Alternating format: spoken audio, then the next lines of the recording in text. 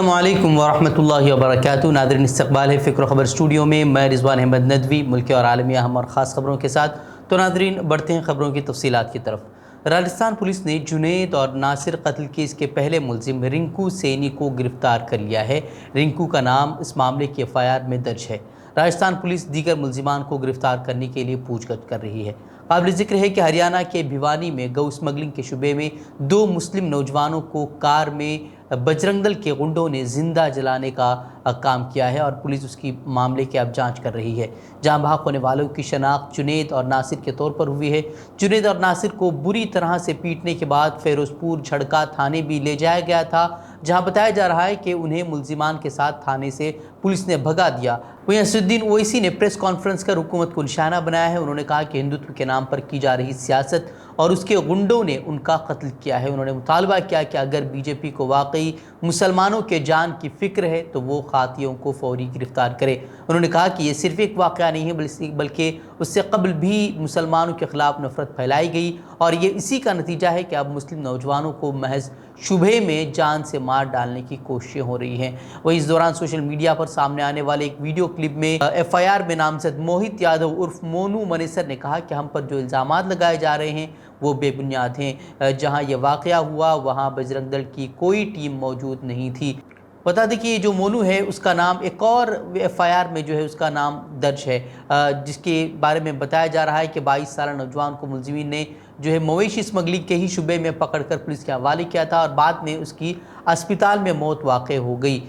وہیں alt news کی تحقیقات سے پتہ چلا ہے کہ مونو منیسر اور ان کی ٹیم نے ماضی میں کئی پرتشدد ویڈیو سوشل میڈیا پر اپلوڈ کیے ہیں جن پر قانون نافذ کرنے والے حکام کا کوئی بھی دھیان نہیں ہے۔ تشویشناک بات یہ بھی ہے کہ منیسر کے سوشل میڈیا پر ہزاروں کی تعداد میں فالوورز ہیں، جہاں وہ اکثر میٹا اور یوٹیوب کے رہنما خطوط کی خلاف ورزی کرتے ہوئے مواد اپلوڈ بھی کرتا رہتا ہے۔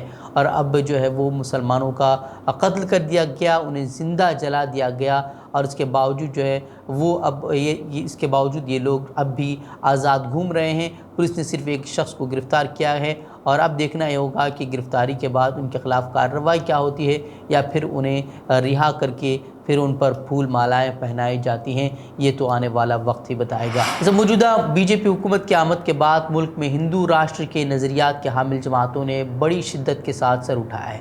حالیہ دنوں میں بھی متعدد ہندو شدت پسند تنظیموں اور نام نہاد سنتوں کی جانب سے جو ہے ہندو راشٹر کی بات زور پکڑ رہی ہے، مسلمانوں کو مارنے کی، اقلیتوں کے خلاف حملے کی، چھری تیز کرنے کی، اس طرح کی باتیں لگاتار ہو رہی ہیں اور ایک طبقے کو خوفزدہ کرنے کی کوشش کی جا رہی ہے اور نام یہ دیا جا رہا ہے کہ ہم ہندو راشٹر بنا رہے ہیں، ایک ایسا ہندو راشٹر جہاں اقلیتوں کے لیے کوئی جگہ نہیں ہے۔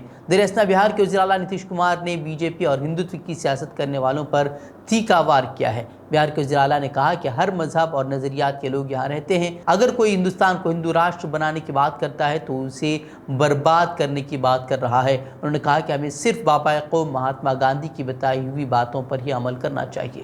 واضح ہے کہ گزشتہ دنوں UP کے وزیر اعلیٰ یوگی آدتیہ ناتھ نے ہندو شناخت کو ہر ہندوستانی کی ثقافتی شہریت قرار دیا تھا اور ہندوستان کو ہندو راشٹر انہوں نے قرار دیا تھا۔ وہیں اسی کو لے کر BSP کے قومی صدر مایاوتی نے بھی کہا ہے کہ بلدیاتی انتخابات سے قبل ہندو راشٹر پر بیانات دے کر غریبی، بے روزگاری اور مہنگائی جیسے ایشوز سے جو ہے وہ لوگوں کی توجہ ہٹانے کی کوشش BJP کی طرف سے کی جا رہی ہے۔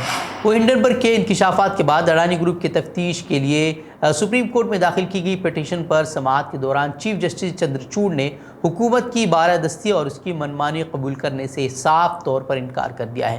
انہوں نے معاملے کی جانچ کے لیے کمیٹی بنانے کے سلسلے میں مرکزی حکومت کی جانب سے مہربند لفافے میں پیش کیے گئے ناموں کو قبول کرنے سے صاف انکار کر دیا ہے اور کہا کہ ہم اس معاملے میں مکمل شفافیت برتنا چاہتے ہیں۔ وہیں چیف جسٹس نے سوال کیا کہ آپ نے جو نام دیے ہیں وہ اگر فریق مخالف کو نہ دیے گئے تو شفافیت کہاں رہ جائے گی، اس لیے ہم یہ لفافہ قبول نہیں کریں گے۔ ساتھ ہی عدالت نے کمیٹی تشکیل دینے سے متعلق معاملے میں اپنا فیصلہ محفوظ کر لیا۔ بتا دیں کہ اڈانی کو لے کر جس طریقے کی رپورٹ ہنڈنبرگ کی طرف سے سامنے آئی تھی اس کے بعد مودی حکومت جو ہے وہ لگاتار اپوزیشن کے نشانے پر رہی تھی اور مودی حکومت سے یہ مانگ کی جا رہی تھی کہ اس معاملے کی جو ہے وہ JPC جانچ کی جائے اور اس کو لے کر پارلیمنٹ میں بھی لگاتار ہنگامہ کیا گیا اور سڑکوں پر بھی اور سوشل میڈیا پر بھی اپوزیشن لگاتار مودی حکومت کو گھیرنے کا کام کر رہی ہے، لیکن اس کے باوجود دکھایا جا رہا ہے کہ حکومت جو ہے وہ اڈانی معاملے کا دفاع کرتی ہوئی نظر آ رہی ہے، اور اب یہ اس طرح کا معاملہ جو ہے وہ سپریم کورٹ پہنچ گیا ہے۔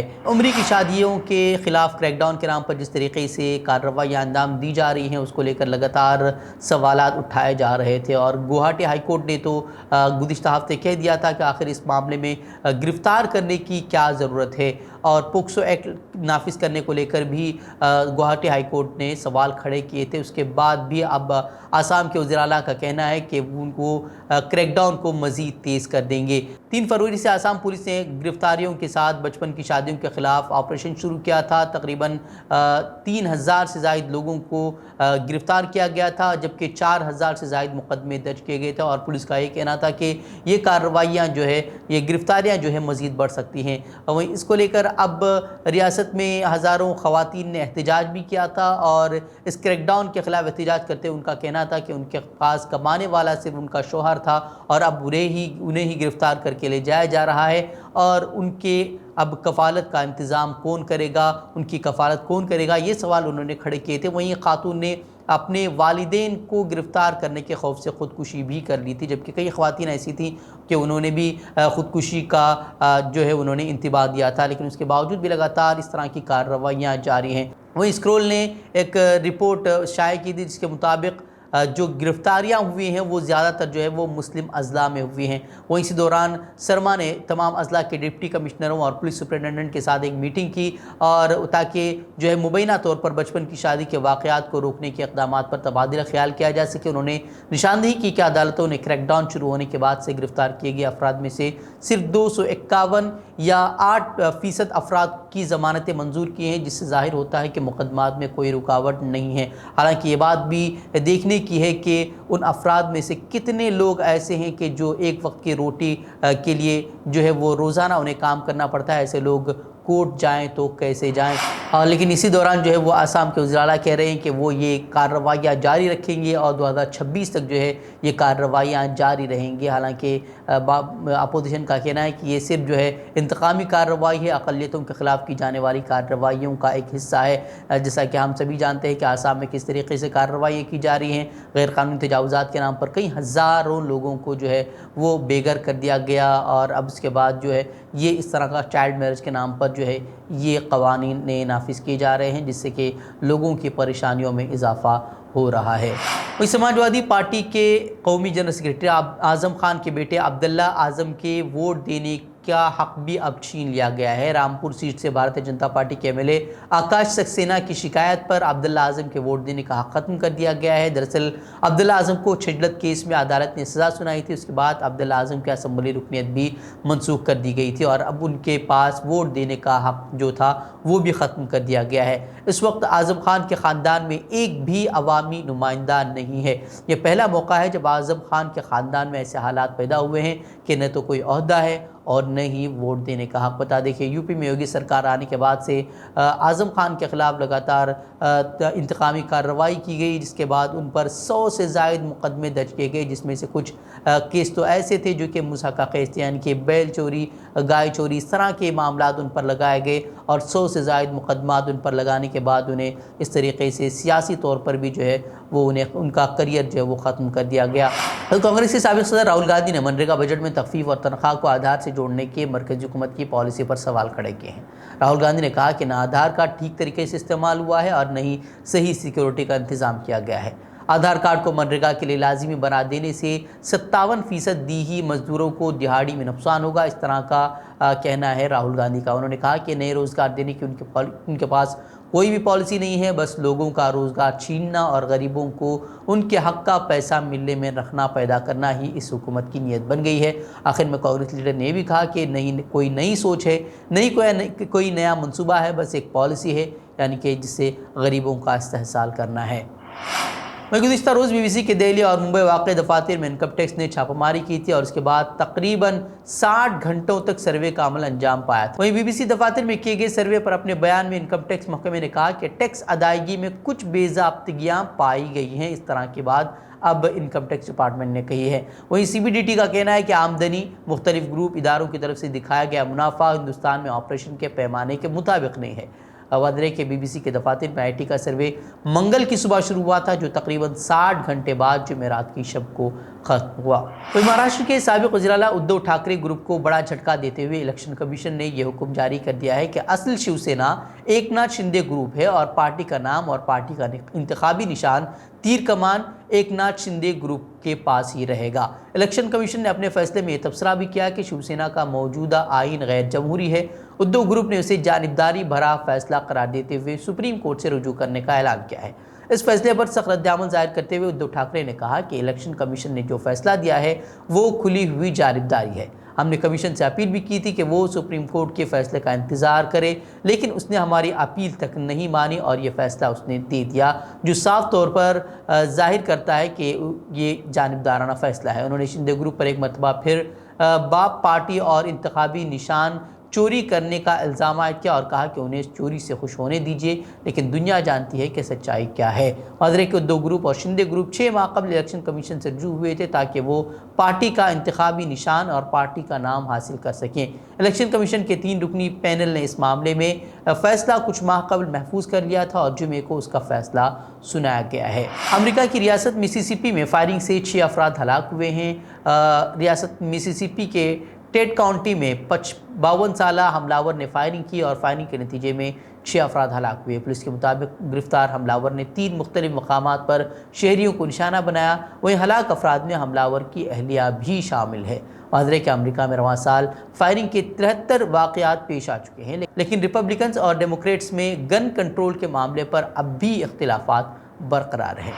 ترکیہ کے معروف اداکاروں نے لائیو ٹیلی تھون کے ذریعے ترکیہ اور شام کے زلزلہ متاثرین کے لیے $6 ارب سے زائد جمع کر لیے ہیں۔